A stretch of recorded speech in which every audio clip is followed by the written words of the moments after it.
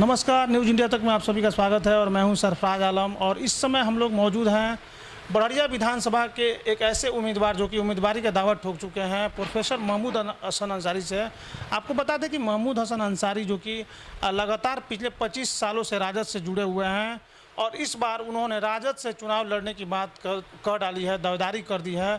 वही हमारे साथ मौजूद, हम डायरेक्ट उनसे जानने का प्रयास करेंगे। बहुत बहुत स्वागत है आपका हमारे चैनल में। सबसे पहले सवाल ये करना चाहेंगे कि लगातार 25 सालों से आप राजद की सेवा कर रहे हैं, बड़हरिया से हैं और चुनाव लड़ने की भी बात कर रहे हैं, लेकिन ऐसी परिस्थिति में एक चीज़ देखने को मिल रही है कि बच्चा पांडे जी 9 जुलाई को जाकर राजद ज्वाइन कर लिए। तो क्या बच्चा पांडे को अगर टिकट मिल जाता है तो फिर आप लोग कहाँ जाएंगे? सबसे पहले मैं आपके चैनल को स्वागत करता हूं। देखिए, हम लोग 1995 से राष्ट्रीय जनता दल के एक्टिव कार्यकर्ता रहे हैं और 2001 से लेकर 2010 तक मैं लगातार जिला अध्यक्ष रहा आरजेडी मांडी सेल का। और मैंने पूरे ज़िला में संगठन खड़ा किया और पार्टी काफ़ी मजबूत किया। और बड़हरिया का शायद ही कोई कार्यक्रम हो, चाहे वो सोशल हो, एजुकेशनल हो, पार्टी से हट के पार्टी का हर कार्यक्रम में हम लोग रहते हैं। पार्टी के अलावे वहाँ के जो लोकल समस्याएं हैं उसके लिए या एजुकेशन के लिए या सोशल जो भी प्रोग्राम होता है सब में हम लोग शामिल होते हैं। और बड़हरिया चूँकि मेरा घर है और हम लोग बड़हरिया के गांव-गांव से वाकिफ़ हैं। लेकिन ऐसे परिस्थिति में बीजेपी एमएलसी टुन्ना पांडे जी के भाई बच्चा पांडे भी राजद ज्वाइन कर लिया। अटकलें ये भी लगाई जा रही है कि बड़हरिया से इस बार बच्चा पांडे जी को टिकट मिलेगा। तो फिर आप जैसे लोग कहाँ जाएंगे जो इतने दिन से पुराने कदम, क्या 2 खेमे में बढ़ जाएगी आरजेडी? देखिए, 9 तारीख को बच्चा पांडे ने ज्वाइन किया। अभी हम लोग सीवान में हैं। पूरे क्षेत्र में इसका ज़बरदस्त रद्द-ए-अमल है, रिएक्शन है, प्रतिक्रिया है।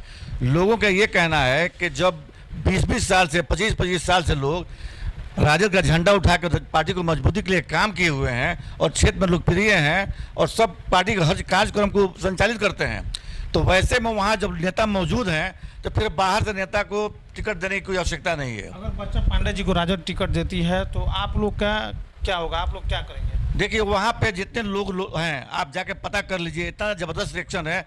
लोगों का ये साफ मानना है कि बाहर के किसी भी उम्मीदवार को हम बर्दाश्त नहीं करेंगे, चाहे इसके लिए जो रिएक्शन ठीक है, लेकिन हम कार्यकर्ताओं के रिएक्शन जानना चाहेंगे जो राजद से दावेदारी कर रहे हैं लड़ने, जैसे आप हो गए और ऐसे बहुत सारे राजद के प्रत्याशी जो दावेदारी कर रहे हैं, वो लोग कहाँ जाएंगे, क्या करेंगे? राजद में रहेंगे या विरोध करेंगे बच्चा पांडे का? नहीं, देखिए, इसका विरोध इसलिए होगा कि राजद में तो ये अभी कल ही ज्वाइन किए हैं, इनको टिकट की बात कहाँ से आ गई?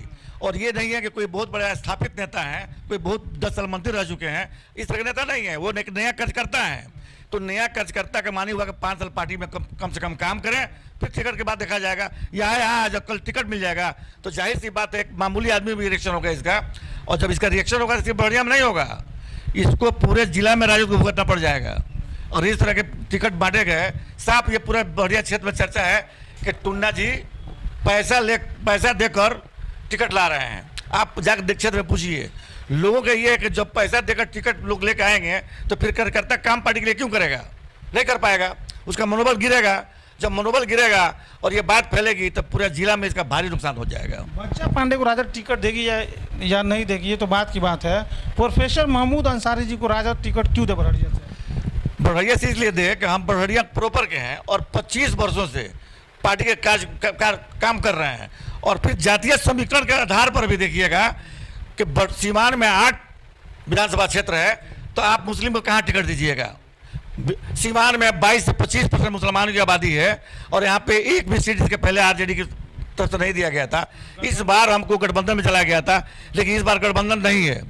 एक चीज़ आपको यहाँ पे बता दे, जो 2 मिनट, एक चीज़ आपको बता दे कि 2015 विधानसभा का जो चुनाव था उस समय राजद, जदयू और कांग्रेस में गठबंधन था, महागठबंधन की सरकार बनी। और आपको बता दे रहे हैं उस दौरान 8 विधानसभा सीवान में जो है 8 विधानसभा में किसी भी पार्टी ने एक मुसलमान को टिकट देने का काम नहीं किया। प्रोफेसर महमूद अंसारी जी वही बात कर रहे हैं कि अगर 22% आबादी सीवान में मुस्लिमों की है तो कहीं ना कहीं मुसलमानों को भी राजद को टिकट देना चाहिए, जदयू को, मुसलमानों को भी टिकट देना चाहिए। जी बताइए। हमारा ये कहना है कि हम जब आप सबको लेकर चल रहे हैं अच्छी बात है, लेकिन जिसकी जितनी आबादी है उस आबादी के तनासुब में उसको टिकट मिलना चाहिए। ये हमारा हक है, राइट है, कोई हम भीख नहीं मांग रहे हैं। आप मुसलमान में मुसलमान पॉपुलेटेड एरिया है, आप कहाँ दीजिएगा?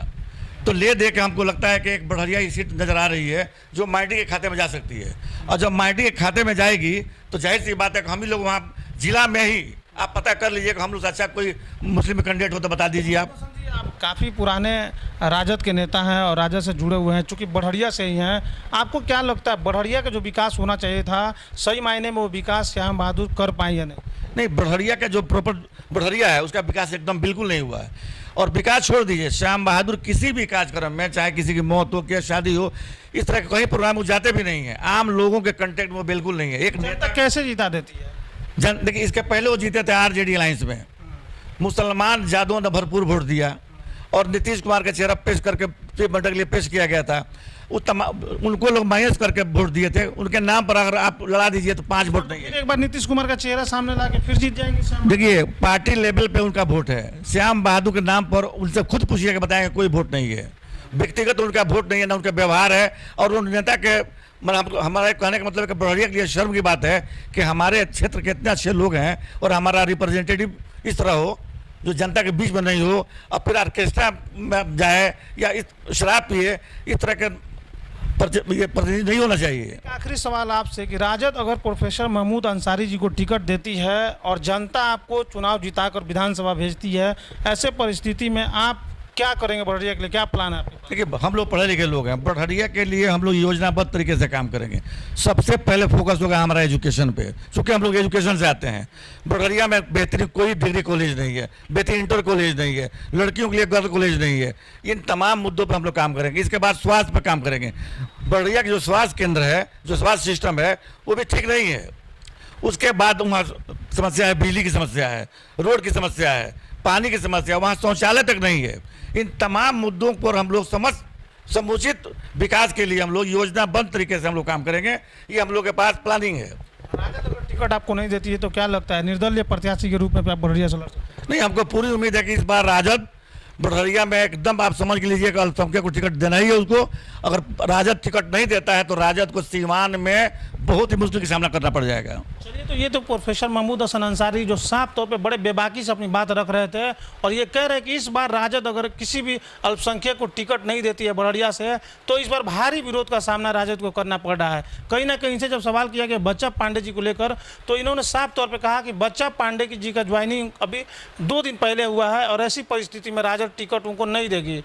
और इनका कहना है कि इस बार किसी न किसी अल्पसंख्यक को टिकट मिलेगा। आने वाले वक्त में तय होगा कि बढ़िया से इस बार किसको टिकट राजद देती है।